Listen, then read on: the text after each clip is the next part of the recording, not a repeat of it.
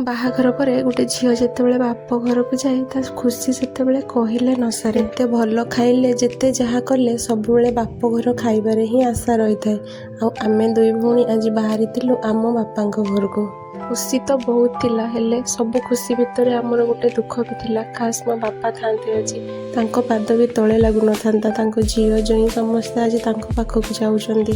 ଆମର ସେ ସୌଭାଗ୍ୟ କାହିଁ ଘରେ ପହଞ୍ଚୁ ପହଞ୍ଚୁ ବାପାଙ୍କୁ କୁଣ୍ଢେଇ ପକେଇବୁ।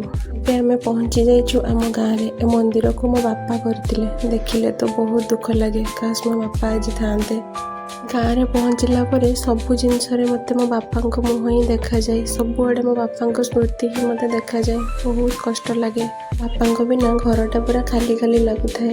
ଘରେ ପହଞ୍ଚି ବୋଉ ତାଙ୍କର ନାତୁଣୀମାନଙ୍କ ସହିତ ଟିକେ ହସ ଖୁସି ହେଲେ।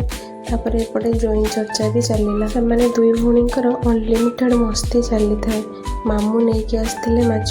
ଆମେ ସମସ୍ତେ ମିଶି ଟିକେ ପ୍ରିପାରେସନ୍ କରିଦେଲୁ। ଆଉ ଏବେ ବସିଲୁ ଲଞ୍ଚ କରିବା ପାଇଁ। ରହିଲି, ବାଏ ବାଏ।